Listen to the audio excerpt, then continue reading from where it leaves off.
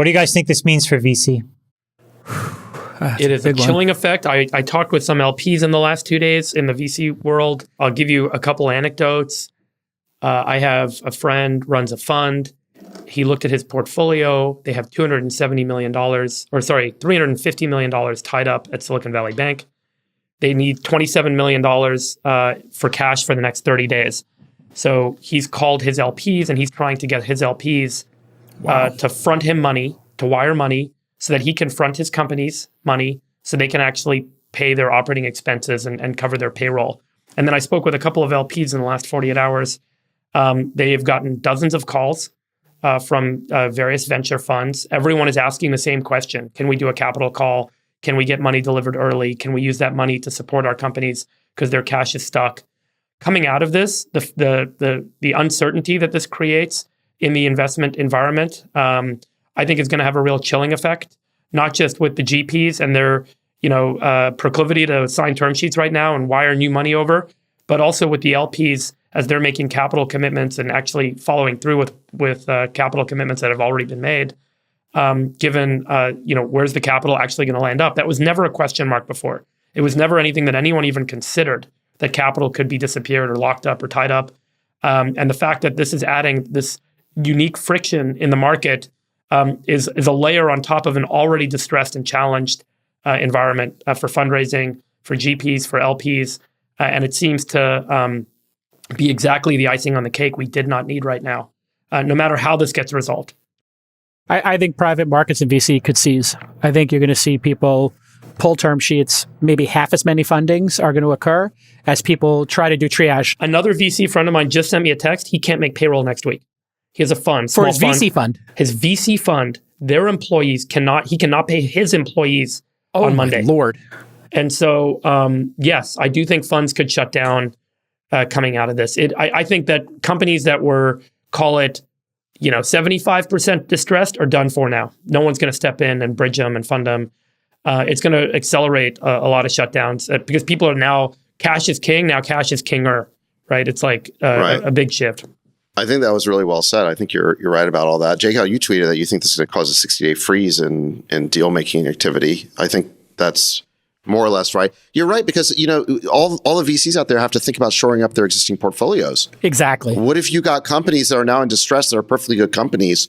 You got to focus on, maybe you're going to make new investments. You're picking a few winners. You're picking one or two winners, and you're going to focus on that. And you're going to say, you know what, the rest of them could be good, but I can't. It's going to be a tough decision. I have 3 open deals right now that we're doing. I now have to figure out how to get those deals done.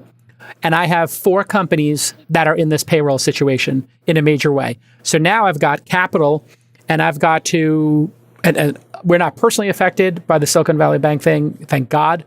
But now we have to, do you triage the known winners in your portfolio that did nothing wrong, or do you make the next 3 investments or 4 investments? And I'm going to make good on those 3 investments, but next month, maybe not. Maybe next month I'm taking off and I'm focusing on the portfolio.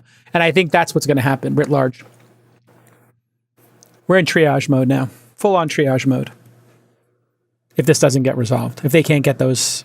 Chamath, what do you think? This is dark. I had a meeting 3 weeks ago with a US LP. And, you guys know how I run this business here, but there's like a lot of risk management. We think about this stuff a lot. And the message that came back to me was, I don't think risk management is worthwhile in venture. I didn't understand where that was coming from, because if you're investing your money across a very risky asset class, you have to be always thinking about how you could lose money.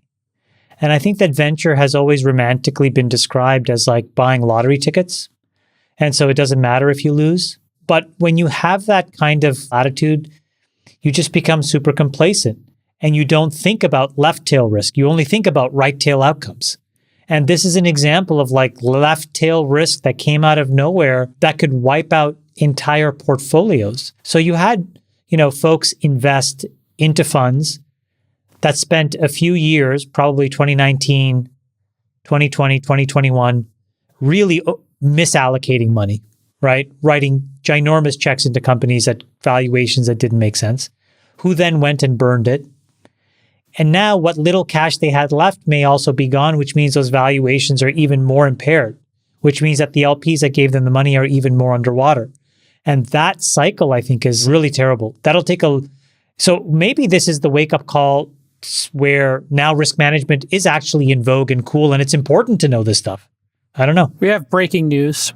While we're taping this, the Department of Financial Protection and Innovation of the state of California has published findings on SVB. We'll pull it up on the screen for the besties to respond to. On March 8th, 2023, the bank announced a loss of approximately $1.8 billion from the sale of investments. We've talked about that already.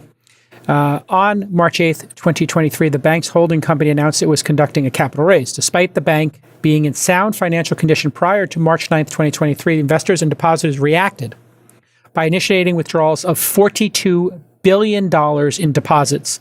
So that would be over 20%, I think, of the total deposits from the bank on March 9th, or even more, 2023, causing a run on the bank.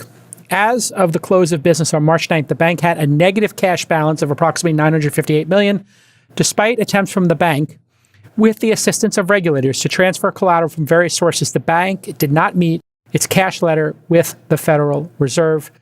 The precipitous deposit withdrawal has caused the bank to be incapable of paying its obligations as they come due, right. And the bank is now insolvent. At the beginning, $42 billion of withdrawals is 25% of total deposits, but $42 billion is greater than the $14 billion of cash they had on hand and the $26 billion of liquid securities that they had. So you add those two up together, you're at $40 billion. And then to get more cash, they're going to have to sell a bunch of loan portfolios. And selling loan portfolios, you got to package them up. It takes weeks or months to do that, and they're going to be sold at distressed prices. So this is where a classic run on the bank problem actually causes a decline in the asset value of the business and the assets that they own. Because if you have to go and turn around and sell those assets in the market super fast, you're going to take a huge loss. You guys remember that movie Margin Call with Demi Moore and what's his name? And they make this plan to go and market. And they're like, we got to sell. What's Patrick Swayze. No, not Patrick Swayze. No, the Jeremy Irons. Jeremy Irons. He plays the best character. He's like the chairman of the bank. And they're like, we have to sell all this, but we're going to take a huge loss. And they make this big trade that happens at the beginning of the morning. But that's what happens when you have to sell a lot of assets very fast. As you guys know, you end up selling them at a discount. So the rate at which deposits are coming out of the bank can actually impact the asset value held at the bank. And that's fundamentally what a run on the bank causes.